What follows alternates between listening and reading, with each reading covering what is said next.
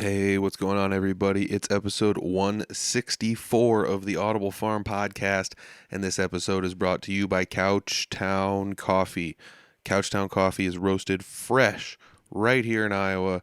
I actually just got a shipment of Couchtown in, some of my favorite coffee I've ever had, and I'm not making that up because I order it all the time. Recently, if you've been listening to the episodes, I ran out of Couchtown and I took too long to reorder it, so I was going through all this other coffee I had at my house, and it was not what I wanted. So when I got the Couchtown in, just came in today. I made a pot right away. So gotta love me some Couchtown. You should check it out. Go to couchtowncoffee.com. Find a coffee you like, make an order, and when you do, let them know Audible Farm sent you, and they'll give you 20% off. That's right, 20% off. I use it. I use the same code. So check it out. Couchtowncoffee.com. Thanks, Couchtown. This week, I'm sitting down with Lee Klett. I did not know Lee at all until I was playing a show at Copperhead in Stratford with Jesse Wilson. Jesse Wilson had booked a full band show, so I was playing with him, and Lee was there. And we talk about that a little bit in the episode, but it was kind of cool because we took a break, and Lee was like, he plays. So it's like, well, get on up there and try something, So he went up there, and it was one of those things when as soon as he took the stage and started singing, I was like, oh, he's good. Oh, he's good. So, as soon as the show was over, I was just like, yeah, you and me, we got to get together for a podcast and talk about this. And so that's what we did. We kind of talked about like the weird way we ended up meeting. It was like a happenstance. So it's kind of cool that everything ended up being like really positive. Lee had come up and sang a couple songs with Jesse too. It was just wild. It was a crazy night. It was tons of fun. And I'm glad I got to sit down with Lee, sitting down talking with him, found out a little bit of his background, and you just realized, he's just kind of a really fun guy, a really nice guy. And it's nice to know there's nice guys out there. So hats off to Lee for being one of the nice guys. I guess I hope you guys enjoyed this episode as much as I did. I had a great time sitting down talking with him. We had to get the episode in before he left for a gig. So it might be a little bit shorter. I think it's actually about an hour. But he had booked a gig the day that we had, like the day of the podcast recording, and it was kind of crazy because it's like, man, this guy gets bookings all the time. And it's true. If you check out his social media, we talk about that. They got bookings all over the place. So check them out anywhere in Iowa, even beyond. So it's kind of cool. This is episode number 164 with Lee Klett. It's the Audible Farm Podcast with your host, Peter Stockdale.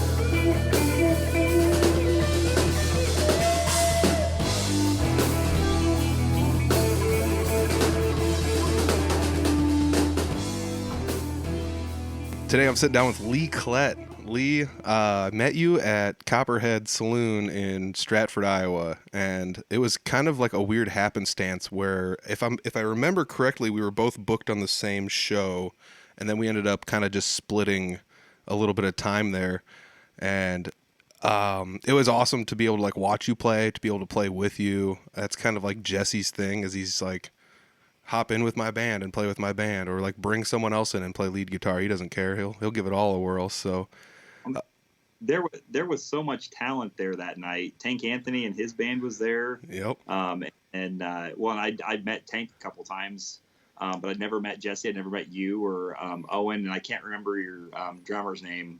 But he was a sit-in for the night, right? Yep. Yeah, he plays in a punk band that I play in down in Des Moines. Shout out to Clint Wheelman. Filled in for a night and did a darn good job. It's pretty awesome, so yeah, hats off to him for doing that. Couldn't tell that he was the sit-in. He was pretty on there. I mean, you could tell there was a few songs that were a little fast, a few songs that the ending was or you could really tell you were really deliberately trying to show him where to end the song. Yep. Yeah, I mean, a lot of that comes from like playing at so many jam nights where you're just kind of like, you get used to the flow of things. If it's a little fast or a little slow, you kind of just go with it.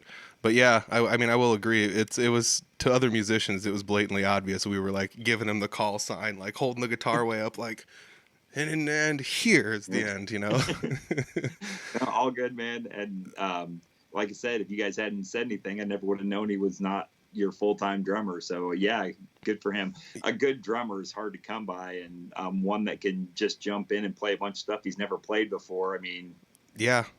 I mean, there's songs in our set I don't even think he's heard before. You know, he's primarily into like metal and rock and punk and things like that. So, right. I mean, Well, yeah, there's songs in your set list that I had to sit and go, I think I've heard that song before. yeah, that's what's crazy about Jesse is he throws it all at the wall. We're playing songs from the 50s till present day. We're playing everything from like old folk to old country to new country to rock to rap, I mean, R&B. It's kind of funny. The only thing I don't think you guys covered was slow. I think everything was a nice, crisp tempo, and it was good dance all night long. Have you played at Stratford before? Yeah, I played there a handful of times. I've done solo stuff there. I brought my bass player up once, and we did a duo thing, and then I've done solo full band. Full band, that's a little bit of a drive for them. I had a couple complaints because it was like somewhere close to 4 a.m. before a couple of them got home. But oof, yeah, that's rough, man. But well, personally, I play music for a living, so oh, really? A little bit of travel never really bothers me. And if I have to get up at 7 o'clock in the morning after a night of playing, which has happened several times, I get up, do my thing, and then as soon as I can, I go back and take a nap. Yep. Because I'm Dude, that's crazy. Like, I guess I didn't know you were a full-time musician, but it makes sense. I mean, let me just say straightforward, I'm going to be honest, and you don't have to be this brutally honest if you don't want to, but I've been to literally like thousands of local music shows with like probably 20,000, 30,000 bands I've seen in my lifetime. I don't know, different amalgamations of the same band and different lineups. And it's always kind of a crapshoot when somebody else gets on stage. You're like, wonder how this is going to turn out. And so like, so, I mean, it's no offense to you, but when you hit the stage, I was like, man, wonder if this is going to be any good. And you were so crushing it. And I mean, just absolutely crushing it. Like first song in, people are already out there on the dance floor. I'm like, God dang, this guy's good at singing. I mean, it was the full package. It was the full I know, I was just blown away. Yeah, the first song that I sang when I was up there and did the solo while you guys took a break, the first song, somebody came up to me, and I don't remember him from the last show I was there, was, hey, can you play that Colby Cooper song you played the last time you were here? I'm like, yep. Dude, right on it. That is so cool. Not only did somebody remember you, but they remembered a song that you played that made them feel a certain way. And yeah, when the song's called Two Words, and I can guess most of your listeners are going to be able to guess what those two words are, yeah, it's kind of memorable. So fair point. I think I'm picking up what you're putting down. Yeah, I bet the listeners here could probably pick it up too. So, dude, it was so fun to see you get up there and play, and you were so courteous about, because we went full band and we were kind of taking like the prime part of the booking. Right. Well, Mike, the owner, he shot me a message and was like, dude, I'm so sorry that we got double booked here. He said, but here's what I want to do. He said, you come up, hang out with me, drink, we'll have a good time, bring your guitar. You can get up on the stage and cover in between sets, or if everybody's cool with it, get up with her band. He suggested that Jesse was cool with me getting up with the band. I'm like, well, I'll talk to him and see how they are, and maybe it's something, because I never know. I've heard some names, but I've never seen you guys play because you guys are from a different area than I am. So yeah, and it comes right back to what I was saying before. You don't know, you just don't know what the band's gonna be like. So you gotta like, I'll feel this out. Yeah, one of the your originals. Now, see, you guys have been down to Oskaloosa and interviewed at KBOE. Yeah, Jesse drove down there. Yeah, Jesse drove down there, and Steve Shetler, the DJ there, lives in my hometown. Oh, cool. So we know each other fairly well, and we're over there in the studio as often as we can. We play on their station almost daily. That's cool. If not daily, but I can't remember the name of the song. But when you guys played it, I'm like, I've heard that song. Was it River Road, maybe? What's that? River Road, maybe was the song. I don't know. Something drinking. Stiff Drink. Stiff Drink. That was it. That was it. But I was like, man, I really dug that song, and it was with I can't think of the other guy's name. Scott Kirkhart. Scott Kirkhart, yeah. So yeah, I knew there was another artist involved in that too. But yeah, Jesse and I are planning on getting together sometime and doing a little bit of writing because I write my own, Oh and yeah. Jesse does some of his too. So Dude, that's awesome. Yeah, I mean, like all the music that we play that are original songs are Jesse's songs. Like he wrote them all himself. Maybe had like a couple people sit down and do like bounce ideas off of, but Jesse wrote them all. So even on the studio versions, a lot of times it's not even any of the musicians that are in his band that are playing on the studio versions because he just pulls in studio musicians and whoever's free at the time. And sometimes he'll lay down a couple different sets of solos and choose his favorite. And you know, yeah, we do the same thing. I mean, we do as much as we can. Like my drummer is probably one of the most solid drummers in the state. Plays with a metronome. If the song is supposed to be 3 minutes and 33 seconds, that song is gonna be 3 minutes and 33 seconds. oh wow, So yeah, he doesn't screw around, and he is on it. that's crazy. If you fall off, that's on you to catch back up. Oh, that's awesome. Yeah, he ain't stopping. That's for sure. No, he ain't. But well, we used to time a light show to our songs. Mm-hmm. So every song had its own specific light show. So he started that up. As soon as he started, he start clicking in, and then you're gone. Yep. If you get off of it. You know, But yeah, he's in all the recordings. Our bass player does all of our recordings. My brother and I both do our parts, our guitar work. But we have other guitar players that we do. We've got a handful that are from the Nashville area. Greg Carrillo, who plays with Brett Eldridge, is on some of our first album. I'm trying to think. Brandon Autry, who plays for Chase Rice, he's on our first album, and we have now this is my favorite because his name, you wouldn't believe his name, and this is his actual name, Pierre Luigi Salami. He plays right. He plays piano. He plays for a band called Tyga. Or I'm not sure if it's a band or what it is because I've never heard of them. I've never actually listened to their music. But he used to play for Justin Bieber. oh, it's crazy cool. Yeah, and he is super talented. Like literally, we send him the tracks and like this is what we want. And it's he's his piano part is for one song. It's the only song that's doubled up on our first album. There's a full band version, and then there's a piano only version, a piano and my vocals only. So oh, that's cool. Yeah, and he literally knocked it out. He made his own thing up off of the most convoluted chord progression that I've ever written. He made his own thing up in like, I don't know. He had a recording back to us in less than an hour, and it was flawless. That's insane. I love it when people are just like that talented, and you're like, how does this even happen? You know? No, seriously, I want to reach the internet and smack those people around. Like, share the talent. Yeah, no kidding. No kidding. Oh my gosh. And I don't see anything wrong with that, you know. As far as like an odd topic to go back to, but like having your lights set up to a click track, I love the idea of that. I mean, I for a while was looking at like bigger bands, touring rigs, and I got really into looking at bands who used like Kemper and MIDI setups to run all their stuff. And a lot of that stuff is all set up to be the same way. It's all run off of a click track, and when it hits a certain time frame, a doohickey will tell all the stuff to switch over and using MIDI, you know, to either change the channel on the guitar or whatever's going on. And it does it all to the click, so you have to play to the click. You have no choice. And I love it when people are just like, it's horrible to play to a click track. There's no breathability. And it's like, there's kind of not, but at the same time, the benefits of it are definitely there. Like I was in a band for a while that we played to a click track, and it makes it easy to practice at home. I'll tell you that much. Right. And I think it builds consistency, and that's always good too. But it's really nice, like when you're getting to a lull in a song where everything or everything calms down, the lights calm down with you, or when that build-up's going, you got that with the drums. See, that's how good of a drummer I could be. Yep. And you get the lights, the strobe going down, or at the end of this certain song, all the lights go out, and all you can see is the drummer.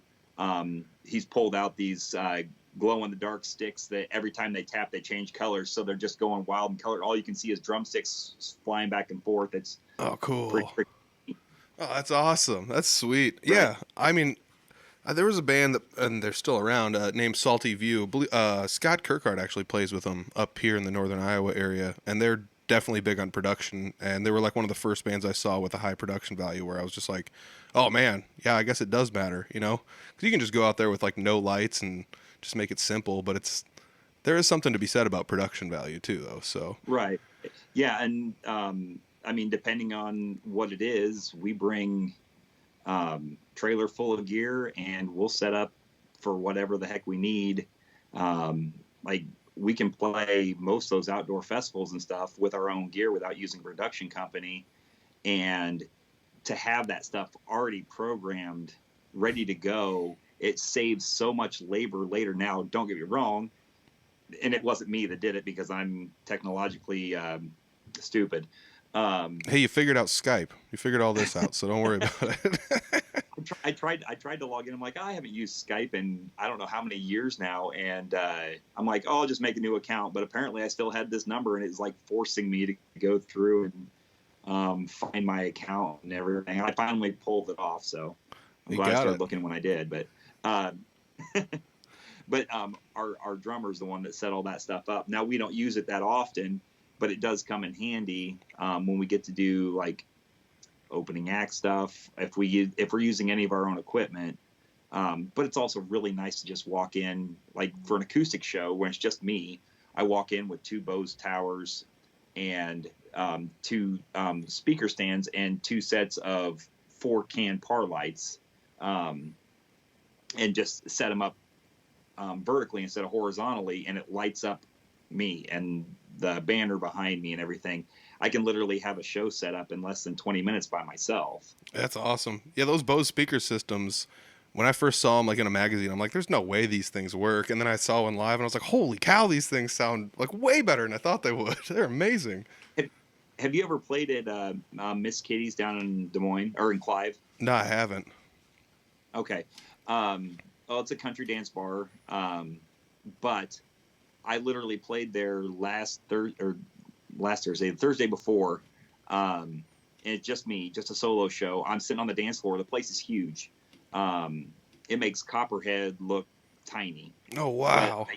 I just use I use 2 Bose towers, and I mean, they could hear me fine at the bar. I wasn't trying to push, like we use, if I really want to push air, we've got a set of QSC 118s and a set of QSC 112s, plus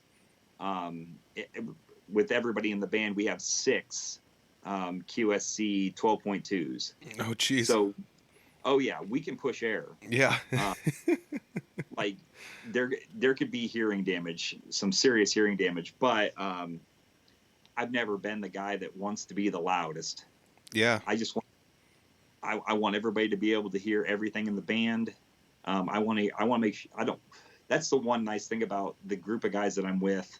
There are no egos in the band. I mean, there are egos. You have to have a little bit of an ego to be a musician. I think it's just how it is. Mm-hmm. But nobody in our band wants to be or has to be heard over everybody else. I don't have anybody that has to have their amp up so loud that, your ears are ringing the next day. Mm-hmm. Yeah. I mean, that's something that like I've gone back and forth with in different bands that I've been in. And like last night, when I played a show with Jesse, we actually had this conversation.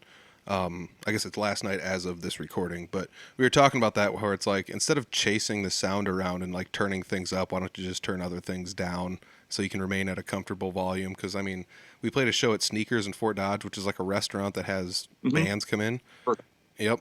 And, I mean, it's like, do you really want to blow everyone's eardrums out with like super loud music? Even if it is like good music, it's like, you don't need to just destroy everyone's ears so people in the back have to like yell at each other to talk. I mean, and we went from having everything set up traditional, because I think everybody started off in a 70s, 80s rock cover band, where you played all the Skinner and you played American Band and all that good stuff. And don't get me wrong, there's nothing wrong with that. And the bands that still are playing that, I mean, that's awesome because there's some good music there.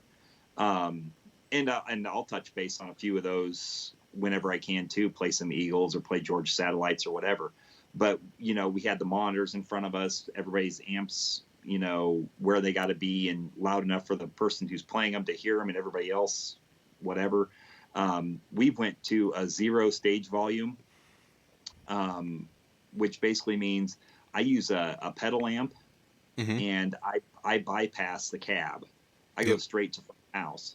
So my amplifier makes 0 noise. And when I'm playing electric guitar, there's no stage volume whatsoever. Yep. So if everybody else stopped and I was still sitting there noodling or whatever, you're literally going to hear, that no louder than that. And, the only thing you'd hear is my brother's acoustic guitar and the drums, which the drums that Kevin uses is it's a Traps kit. It's a half acoustic. Like the bass drum is only about that wide. Oh wow. Oh yeah, it's amazing how small it is, and it still takes up all the room. Other than the cymbals, everything's fairly muted.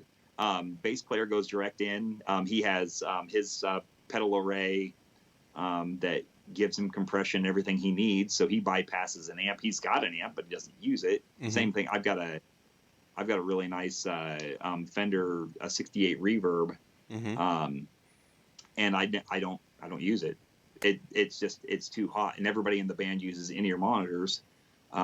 So you only hear what you want to hear. If you don't want to hear my terrible guitar playing, then you can just turn that down in your ears and voila. Yep.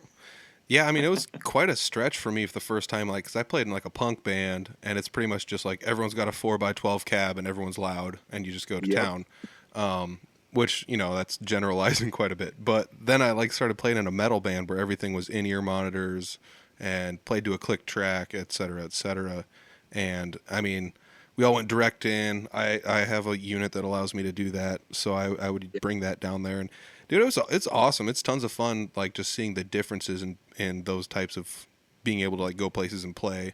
And some people, like we talked about earlier, like kind of turn their nose up at digital stuff, where it's just like, I don't want anything to be digital, going direct in and derp, but it's still like, yeah, I don't know. It's better than it was in the 90s, everybody. Don't worry about it. Everything sounds pretty good nowadays. There are some guys that I understand they've done enough damage to their ears that if they don't have something really loud, they can't hear it over everything else. But the more they do it that way, the more damage they're doing.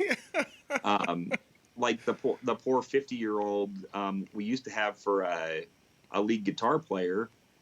He complained that he could hear, or we had the exact same cab, or his was a 73, mine was a 68 reissue. I'd have mine set to like 2.5 max, and mine would be on the floor because I had in-ear monitors. So sometimes if I could get away with it, I'd turn it around and face to the wall. So the sound was really being dampened. And I thought about getting an isolation cab, but he'd have his up to where it was like head level, and he'd have it up to like 4, which I don't know if you ever used one of those Fender reverbs. 4 is like melt your face. Yeah. It doesn't take much to get out of hand with some of those. Right. So if you don't have, I've got expensive in-ear monitors. I've got West Tones that are molded to my ears, but I didn't always have those. I had, the cheap Shure ones that weren't molded, and they let a lot of noise in. Well, hell, my left ear would be ringing at the end of the night, and I'd wonder why. Well, the lead guitar player's over here, and the cymbals are right behind me there. Yep. So yeah, I just got to the point where I'm 41 years old now. I have excellent hearing, and I want to keep it that way. Oh yeah, I think that's undersold in the music scene. I mean, granted, this comes from like being in different scenes. So like country music's not known to be just like melt your face loud. Whereas but like everybody that I know has started off in. My first band was a Johnny Cash tribute band, and then I went to an all originals rock band. I've actually written more rock songs than I have country. What? Are any of those out there? No, none of them. Well, actually, they probably are. I just don't know where to find them. I think if you get on my MySpace, Um, might be able to find them, but I can't even find them. So, Oh, uh, bummer. but long story short, I mean, I used to have a Randall Titan or a solid state. I can't remember how many. I think it was just a 100 watt head, but on a 4x12 cab, and haul that thing to every show. And then,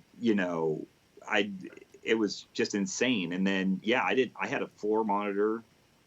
Then you could play a 45-minute set and then catch the other bands that were playing in the night and go home, and your ears would ring for days. Oh yeah, I'm blindly lucky that I still have hearing at all. I feel the same way. So my hearing's still pretty good too, but like those are the ones where you're driving home and you're just like, all right, good show, and it's not until you lay down when everything's supposed to be quiet and you're like, holy cow, what is that noise?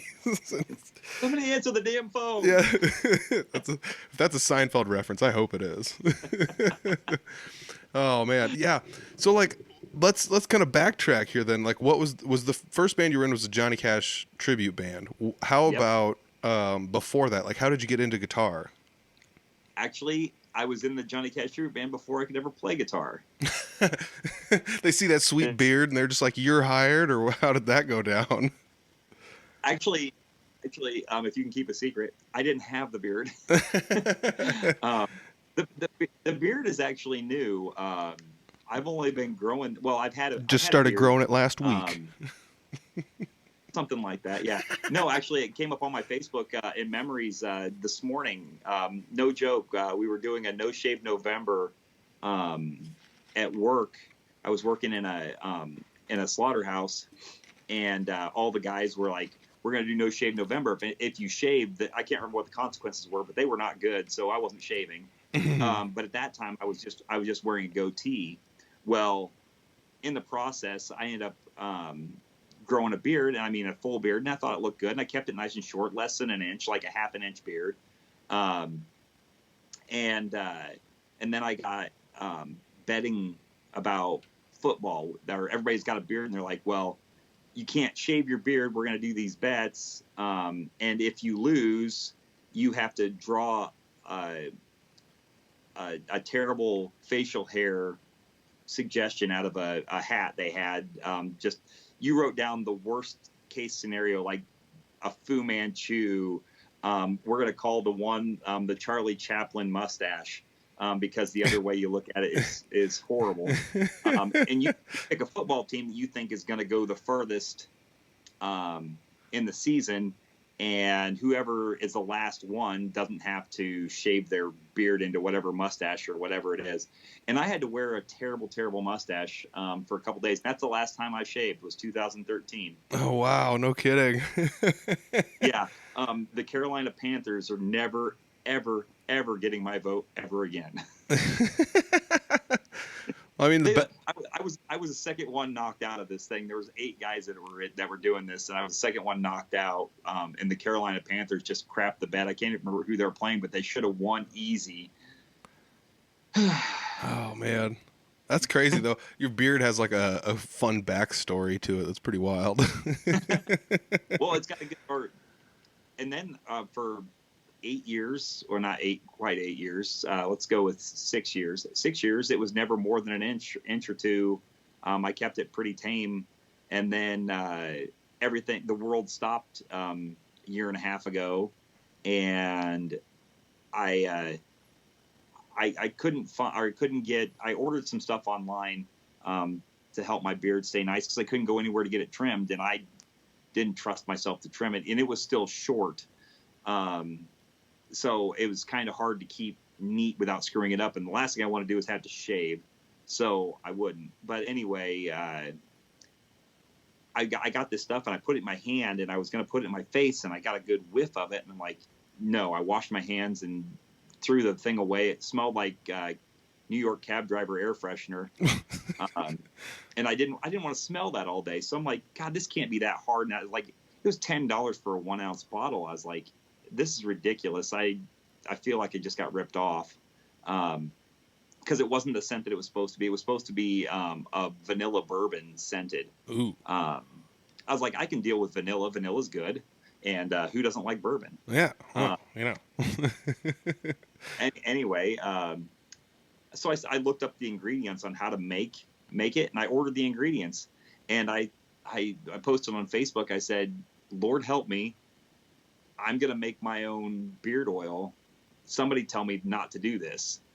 And all I got was encouragement. I got a bunch of guys going, "Dude, if it works, let me know. I want to try it. Like, I'm sick of what I've got. Whatever." I now own a beard oil company. No way. That is awesome. Yeah. What's it called? It's called Fat Thor Beard Oil. Sweet. Could people buy it online? Yep. All right. Buy it on. It's actually available on the band's website, which is theboysmusic.com. Yes. And there's a Facebook page, and I'm terrible at updating stuff, but I get a few orders every week. I make oil and wax. There's no options as far as scent is concerned, because everything I put in there is natural. It's all organic. So I found a combination of the good stuff, the stuff that's good for you, and it actually smells good, that I liked, and actually haven't had any complaints about it. Everybody in the band uses it. And I got a ton of friends. I've shipped it all over the United States, and I almost shipped some to Australia. But it ended up it was cost effective. I was going to end up losing money just to say I shipped some to Australia. So Yeah. decided not to. I would have either that or he would have had to buy a lot of it, and that would have been a lot on faith.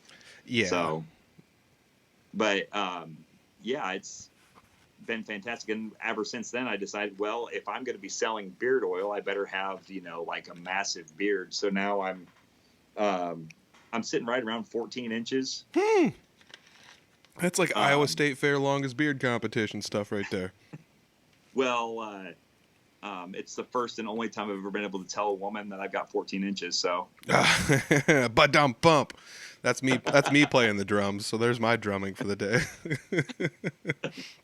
Oh gosh. no, it was crazy, and it was a good way for me to keep myself sane, because the November before February, when the world shut down, I decided I quit my job, working in a factory. I was building trailers, and I was worn out. I was working 70 hours a week, and trying to play music on top of that. And I wasn't happy. I was miserable, getting no sleep, and I wasn't any fun to be around. Even when I was doing something that I loved, even when I was playing music, I don't think people liked to be around me.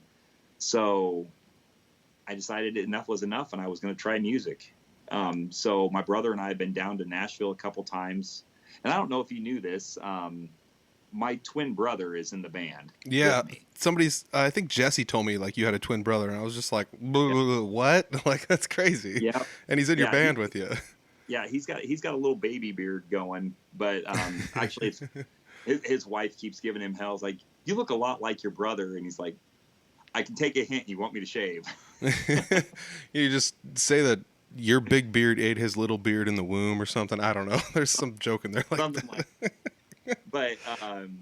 But anyway, yeah, we've got a pretty unique harmony. That's what works best for us, and we both do well on our own too. Like when I came to Stratford, he was playing 5 minutes from his house at a little bar in Coppic, in a town nobody's ever heard of, and having a blast. Or he was playing with a friend of ours that plays drums. He was just goofing off, basically the same as what I did, Mm-hmm. but he didn't have to drive very far for it. But yeah, I decided that November that I was going to pursue music and only do music. And then the world shut down in February. So making the beard oil and having so many people that wanted to try it. And I mean, I've got a professional label. I made an LLC. It's all 100% legit, and I make it every week fresh. It's well worth putting on your face. All right. I know there's bearded guys out there that listen to this, and I know there's bearded guys that listen to this every single week. So get some of that beard oil. Lee, make sure you send me that link so I can put it down in the description section. That's so cool. Like, I mean, I had no clue that was going to come up in this convo, and I'm still just Yeah. sitting here like, that is wild. This guy over here is, it's crazy that you quit your job and then like pretty much started your own company instead. Like that's pretty much what happened. I almost had to do something, and I mean, don't get me wrong. I've done odd things for people. I used to do landscaping years ago. I still do a little bit of that on the side. I have other odds and ends stuff that I do if I need to. I help farm. There's a farmer that lives 20 minutes from here. I help him with his cattle and run his combine when he needs it. And I mean, it is what it is, but I'm enjoying the freedom of, like, right now, I'm sitting at home on a Thursday at 4:30, and this is the most that I've had to do today. Anything else I did today was not an obligation. It was what I wanted to do. Yeah, that's got to be a good feeling. I Yeah. should also mention that that is all you have to do today so far. Oh yeah. If this episode is like 5 or 10 minutes shorter than normal, it's because Lee's got a hard out. He picked up a booking, and he's got to take off here before too long. So I got to make sure I get this ended at a justifiable time. No, you're good, man. Like I said, I'm literally going to take this guitar, put it back in its case, walk out the door, drive for 2.5 minutes, and be where I need to be. Nice. So, and there's no setup. So, I live in a little town called Sydney, and tonight is ladies' night out on the square. So, a lady that I work for, I quote unquote work for, and I do a Facebook Live there almost every Wednesday, or I had through the winter and everything. I just started back up last week. Usually do on Wednesday nights. She owns a store there on the square, and I'm going to play in there tonight for their ladies' night. And all I've been able to think about all day is John Lovitz in The Wedding Singer singing Ladies' Night. So I'm gonna throw this out. I got caught a bunch of crap for this last week from somebody I was talking to. I've never seen The Wedding Singer, so What? Send in the hate mail. Call in if you disagree. Bring it on. Okay, here's what I need you to do. I need you to stop doing this podcast stuff. All right, shutting it down. Go and find a copy of The Wedding Singer and watch it. If nothing else, just for John Lovett's scene. That's noted. well worth. Or just look up Ladies' Night, The Wedding Singer, and watch that little bit. All right, yeah, I'll have to Google it at least just to watch it. It's one of the few romantic comedies that I really got into. It's got a great soundtrack to it too. Nice. So let's go back to, like, I'm curious about your twin brother. Were you guys both in this Johnny Cash tribute band together? So the long story short, we actually kind of stole the spot. So this group of gentlemen was looking for a new singer, and my mom does line dancing. She does line dancing classes. Cool. She likes to get out and have a lot of fun. Well, she went out and did karaoke or something, and one of the guys in the band said, "Hey, you should come audition for this band." And she's like, "Well, whatever, I suppose." And my mom can sing. So if she ever makes it to a show where I'm at, I'll make sure she gets up and at the very least does some harmonies, because, we still have that familial thing going on. Mm-hmm.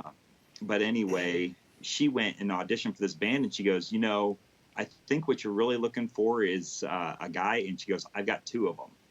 So I've made 2 of them. Yeah, exactly.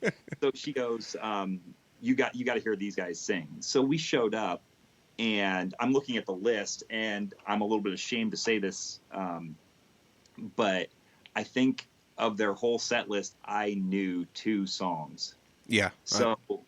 And I hadn't seen anything ahead of time, didn't have much to prepare. So I'm like, well, I can sing Folsom Prison. Yep. Like anybody can't. And so they played it, and I sang Folsom Prison. Well, then Adam got up there and did basically the same thing, because he has the same music background that I do. And they're like, we want all of you. So my first band, I was 26 or 27 years old.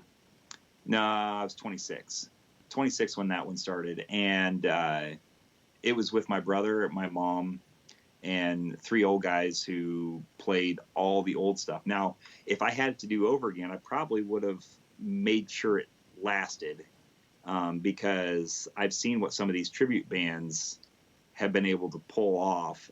And I think I could have been doing that for a long time, making some really good money, playing some really big shows, pretending to be Johnny Cash. Yeah, man. I mean, as of the last, I would say the last 5 years have been weirdly dominated by the tribute bands. Like, cover bands usually dominate the scene, but when a tribute band comes around, it almost doesn't matter. Like, you could be like Milli Vanilli tribute band, and people would just be like, I'm going to see that. It's going to be amazing.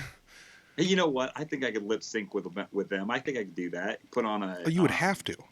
A dreadlock wig and just whip it around a lot. Oh yeah. Oh yeah.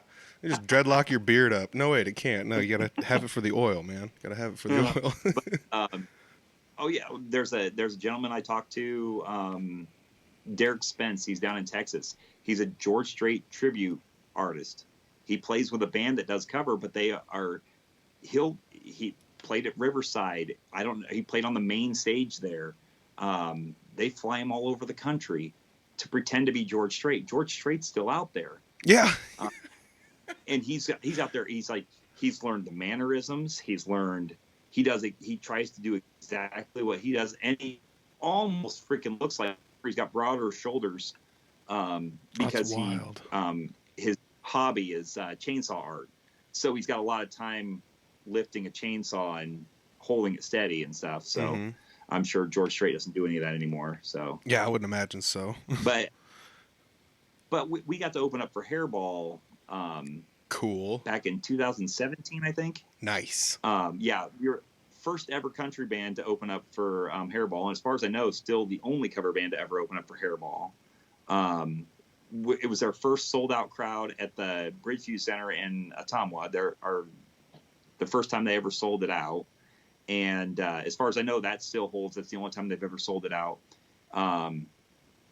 And they played a lot of stuff that I knew how to play, but they came out there with their costumes, and they made more of a show out of it. And I'm like, and I know how much they got paid. Yep. So I'm like, I could really use that kind of pay. Yeah, just to speak generally about it, they're let's just say the highest paid cover tribute band act that's around the area by far. But it's also deserving, though, because like you said, their production is insane. They're changing clothes in between songs, or after, they'll do a couple, and then it's just well, next songs, and we'll change, and they got wig changes and light changes, and there's pyro going off and everything. So they've got 3 different singers, and you can't hardly tell. I mean, you can if you're really paying attention. When I got off the stage and made sure all my stuff was secure, and put all my stuff back in the green room, and got beer out of the courtesy fridge instead of buying the $8 silo cans. Yep. I weaseled my way all the way up to the front row, because that's where the girl I was seeing at the time and my brother's wife was. So we made it all the way up to the front row to watch these guys play, and they put on a hell of a show. Yeah. And I just, that would be an awesome spot to be. I mean, could you imagine if you were in a Johnny Cash tribute band now? You could literally charge whatever the hell you wanted to. Yeah. I mean, the production wouldn't even have to be insane with the Johnny Cash tribute band, and you could do it solo if you really wanted to too.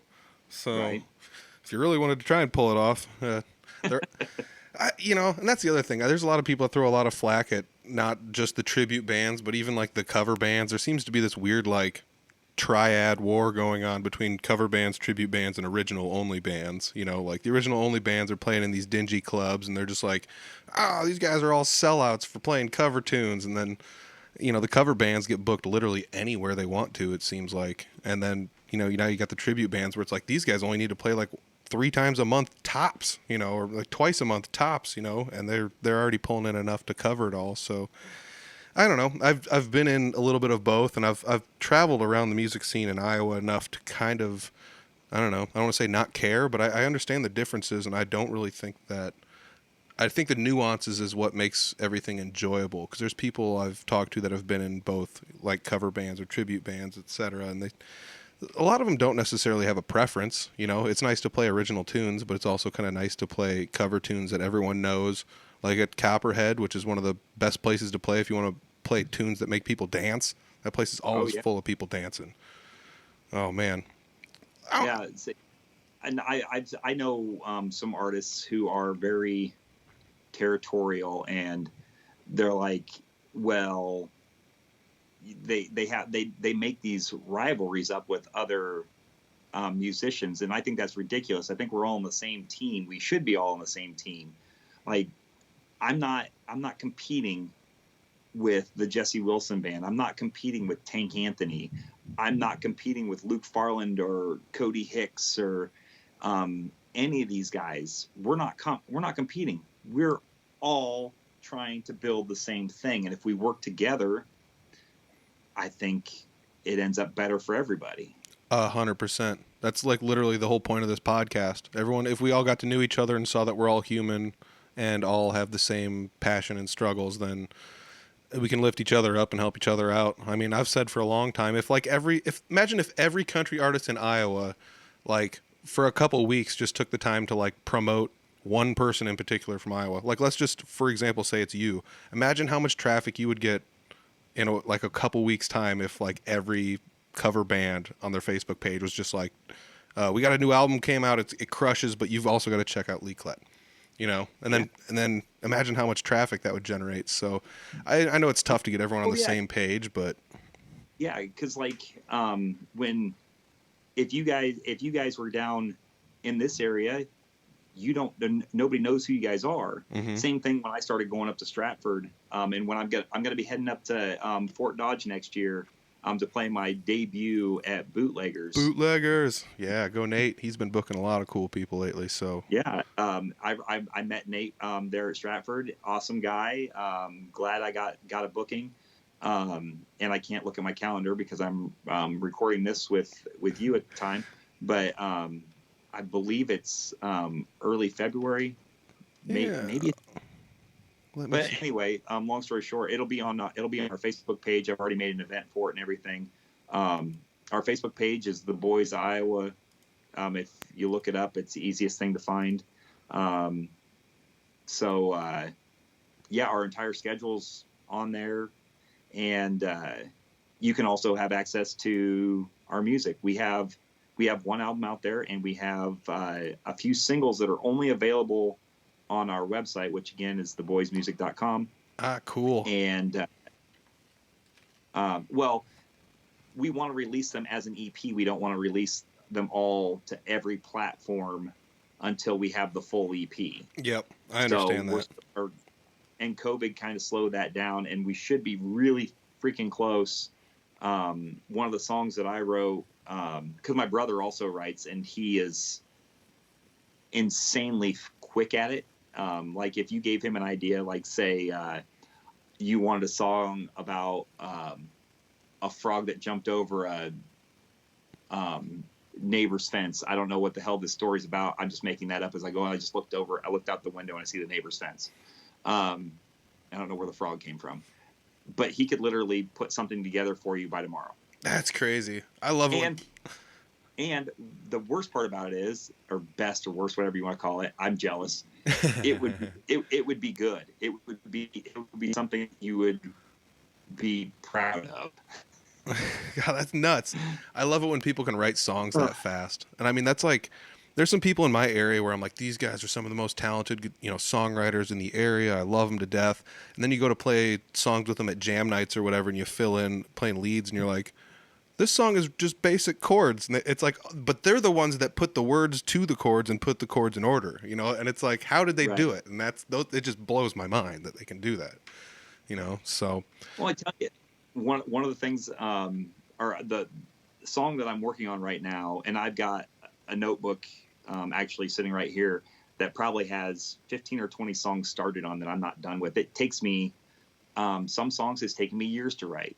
Other songs, it takes me a month, other a couple weeks.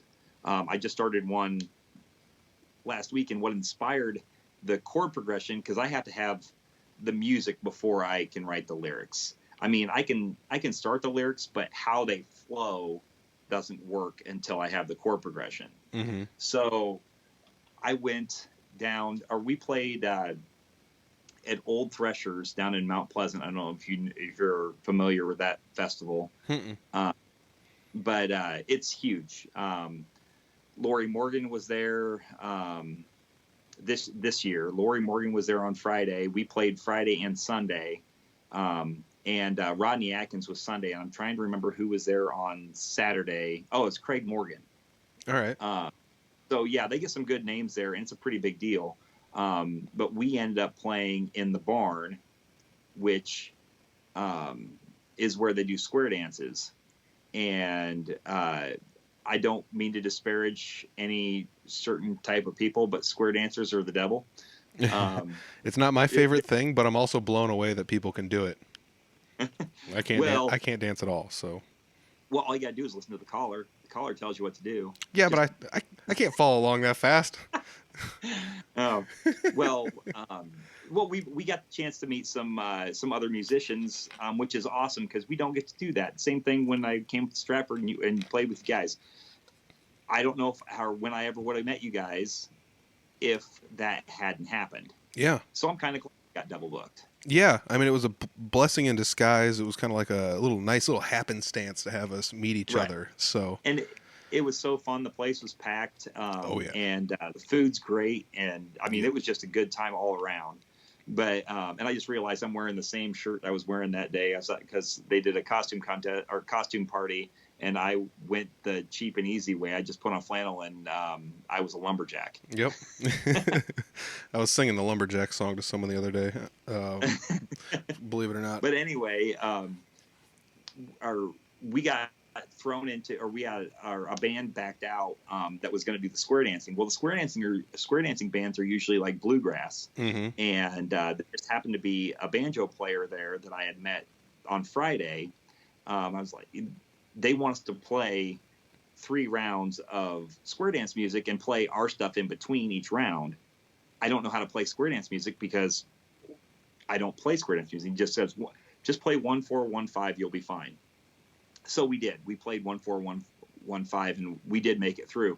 But to back that up, the contacts I made there, the banjo player was in a band called Fine Line, and they do exclusively bluegrass music. And I love the sound of a fiddle. I love the sound of a stand-up bass. I love the sound of a banjo, and I know that's creepy to most people, but I like listening to other types of music and everything. Well, these guys invited me down to, actually they invited everybody in the band, but I was the only one that had the time to go down to Bloomfield for a bluegrass festival. And they're like, bring a guitar, hang out. Said, you don't have to play if you don't want to. Said, but you can jump in these circles and play, to your heart's content. And he said, none of it's hard. It's typically 1-4-1-5. And if you get, and said there'll be an abundance of people playing guitar, so you can follow along watching somebody else play. And I play left-handed. I don't know if you can tell that from the video or if it's got me flipped around here. But I play lefty. And so I'm used to watching right-handed hand movements to see how I'm supposed to play. So following along never been an issue for me. But I literally sat and played for hours. Played for like 7 hours straight, just going around and around with these people. And one of the guys that was there, he said one of the songs he wanted to play. He played a lot of fun songs. I'm not even kidding. One of his songs was called "The Porta-John Line," and it was literally, it was a disturbing love story, where he met the love of his life waiting for the bathroom. That's wild. Bluegrass. They're a lot of fun. Oh yeah, it's the metal of the acoustic world. Right. These guys were all fun, and the scary part was, for me anyway, there was like literally no one in my age range. Like within 10 years, I was safe. There was nobody under or between between 30 and 50. It was pretty much just me. There were some teenagers there, and there were plenty of old timers, and we had so much fun. And this old boy, oh no, actually it didn't even happen there.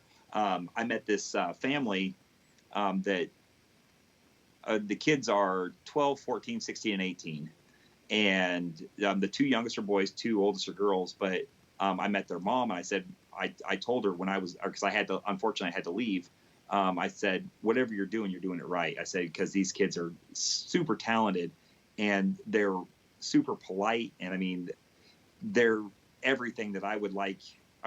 My kids can play a little bit, or my son can play a little bit, but he doesn't have any desire or drive to do it. So I wish I could get him convinced, because they played everything. The youngest boy played the washboard. The 14-year-old played stand-up bass, regular bass. The 16-year-old played guitar, fiddle, and mandolin. Cool. The oldest girl played dobro and guitar. Like seriously talented, but they're all playing 12-bar blue progressions. So they're really easy to follow.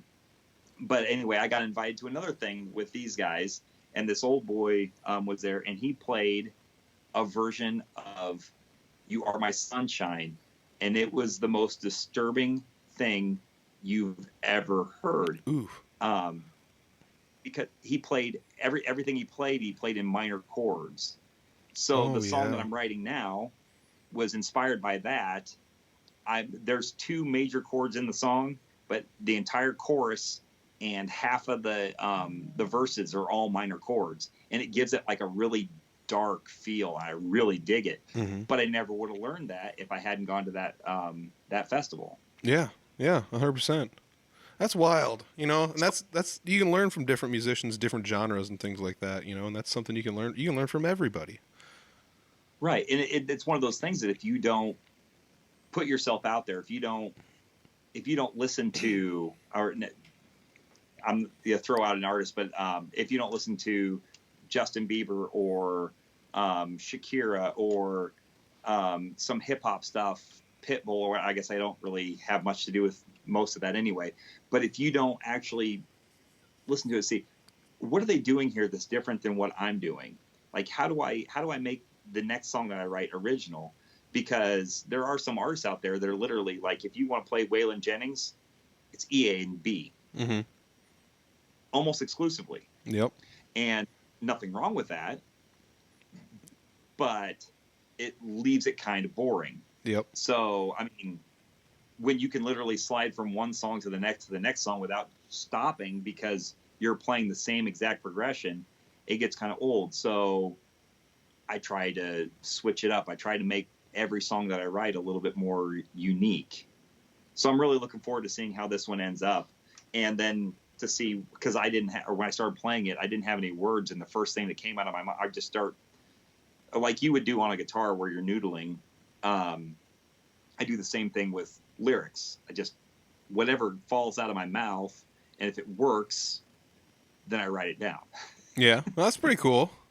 I oftentimes wonder how different people come up with their lyrics for stuff. Sometimes that's how it works. Other times, I was in a mood a few weeks ago, and I wasn't anywhere near my guitar or anything, and I haven't got any music written down for this, but I literally sat down and dictated to my phone an entire chorus for a song, and I know that it'll work, but I haven't actually worked it in yet, and it's not one that I'm in a particular hurry for. My brother made a joke. One day we're gonna have to make a couple different albums. One of the albums is gonna be Adam Tries to Make You Laugh, which Adam is my brother, by the way. All right. And the other album is going to be Lee Tries to Make You Cry. So I don't want to get too too down on anything or anything like that. But recently had some loss in my family, and it hit me pretty hard, and it still gets to me on occasion. But I lost my oldest son last summer, and so most of my writing in the last year and a half has been about loss, has been about grief. So yeah, I get what he's saying. Yeah. I mean, you write about what you know, though, too. You can't just make stuff up about things you don't know. And, a Right. lot of it comes from emotions, too. It's what you're feeling at the time. So I'm sorry to hear that, too. I appreciate that. Thank you. And yeah, I'm anytime I can get anything written down that I can call a completed song, because the last song I wrote had nothing to do with sorrow. It's called "You Ain't Taking My Guns." It was pretty much just a shot at, well, I don't want to do politics or anything like that either, but I kind of lean towards the "Leave Me the Hell Alone." Yeah. And I like how you didn't specify a direction. It's just like, leave me alone. well, That's where I fit in. I honestly could care less about most politics. All I care about is what affects my wallet. If it's going to take more money in my wallet, I'm against it. So I don't side either way, but I have a specific leaning, and there are certain things, certain liberties that I don't want to give up, and one of those is my right to own firearms. So, and I wrote a song about it, and that was another one of those where I was inspired by another song that I picked up. We were playing a handful of songs that were in drop D. I hadn't written anything in drop D before, so I decided I wanted to do that. So I wrote a song in drop D. That's awesome. Yeah, that's another one where I always turn my nose up at drop D because I'm just like, making your single finger bar chords, cheating. But then it's like you can also play like really cool kind of like, I don't want to say Appalachian mountain man kind of music with it, but you kind of can, and it's makes it that much more fun. Plus you kind of like have half the guitar set up for slide guitar already, so it's kind of neat. Yeah, I don't know. Yeah, if only you just like now, or there's a handful of songs that when you play them, you can play them without doing drop D, but it makes them so much better if you do. Yeah. For instance, "Fish in the Dark," that the rhythm in that song in drop D is so much different than if you're playing a bar, or if you're playing a D with your top three strings open and you're hammering on that A string. It makes a huge difference where instead of playing a D down here in standard tuning. Yeah, definitely. And then like the song Brothers Osborne, "Ain't My Fault." If you want to do the intro line on that song, you better be in drop D. No, that's not one. "Shoot Me Straight," that's it. If you want to be able to do that, you better be in drop D. Otherwise, there's chords in there that you just can't do with one hand, or at least I can't. I'm not that talented. And some of those intro licks and everything, they make the song. Yep. Like if I start playing dun dun dun dun dun dun dun dun, dun, dun, and you hear that and you're like, oh my God, Nitty Gritty Dirt Band. Mm-hmm. Everybody recognizes that, but. Mm-hmm. I do want to say that it is past the time I said I was going to let you go. I know it's not too far of a drive for you, but I don't want to be the reason you're late to a show. So I'm just going to recap a couple things. He talked about his social media. There will be links for that down below, as well as the website. The Beard Oil Company, there will be links for that down below. Don't forget to send those to me. I'll bug you about it later. And we'll get everything else taken care of in the messenger section of this. But Lee, I do have to say, it was amazing to see you play at Copperhead. It was amazing to play with you. You even came up and did harmonies with Jesse when he was singing, which was like insane too.